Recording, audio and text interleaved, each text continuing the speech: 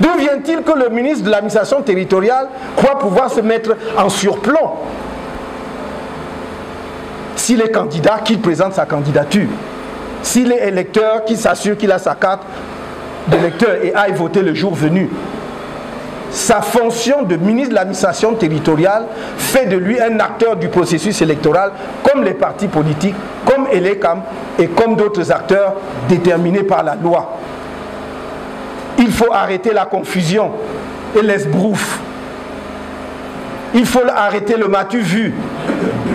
Cela n'impressionne personne. Il faut être un rêveur stupide ou d'une arrogance aveugle pour croire qu'on pourrait ouvrir la boîte de Pandore au Cameroun et que rien n'en sortirait. À force de dessiner le diable sur le mur, il finira par apparaître. Que ceux qui croient qu'ils peuvent craquer une allumette dans une usine à gaz et en sortir vivant se détrompent. On mourra tous dans cette usine à gaz. Du RDPC, c'était lui donner du MRC, le mandataire du MRC, c'était lui donner une chance de rentrer dans le jeu républicain. Rentrer dans le jeu républicain, parce que la politique, ce n'est pas la rue. C'est au Parlement, c'est dans les municipalités, c'est au Sénat, ainsi de suite, ainsi de suite. Alors, on vous donne une chance, vous dites que vraiment, cette chance-là, vraiment, ça ne me dit rien. Et après, on se réveille le matin pour dire que, oh, bon, vraiment, nous, on va mourir. Et c'est que, non, il va aller mourir seul. Personne ne va l'accompagner dans sa tombe. Il n'a pas vraiment besoin de 2025 pour mourir. Il y a les cordes qui se vendent dans les marchés partout. Vous n'avez pas besoin d'attendre 2025. Il faut vraiment, c'est une mise en garde claire. Les autorités administratives sont là pour encadrer les activités politiques. Voilà, il faut que ça soit clair.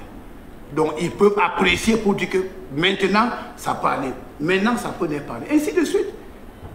Alors, nous sommes pour le respect de la loi. La loi doit être respectée.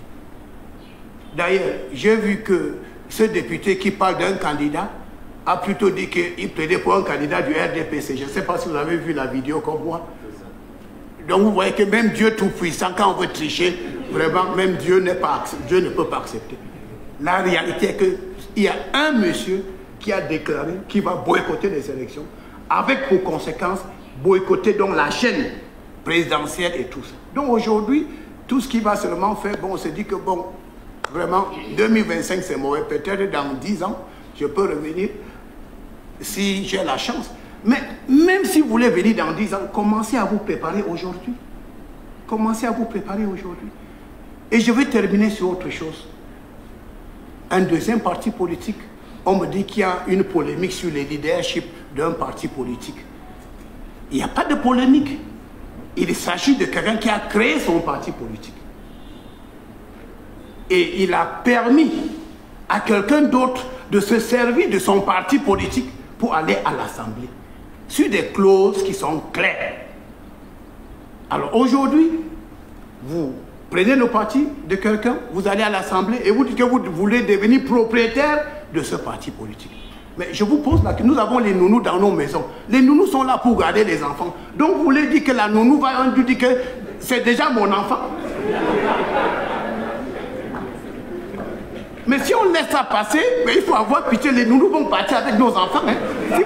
Si on laisse cette affaire passer là, il faut vous méfier des nounous. C'est ça, parce que la nounou est là pour garder l'enfant.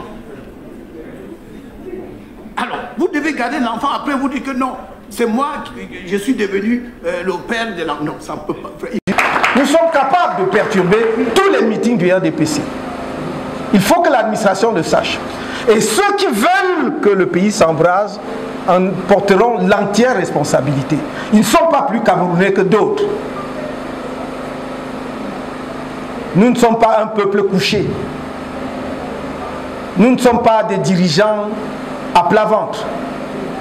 Nous sommes des hommes et des femmes responsables, respectueux des institutions de la République, lesquelles doivent nous respecter, non seulement comme citoyens, mais comme responsables de formation et partis politiques prévus par la Constitution pour accompagner les élections dans notre pays.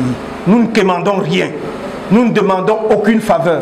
Nous demandons le respect et l'application stricte des lois de la République.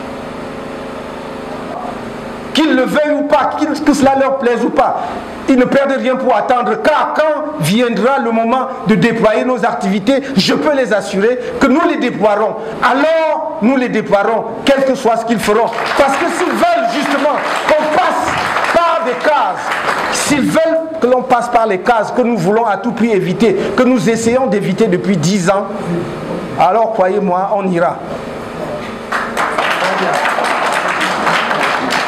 Ça suffit. Ça suffit. Il faut respecter les Camerounais.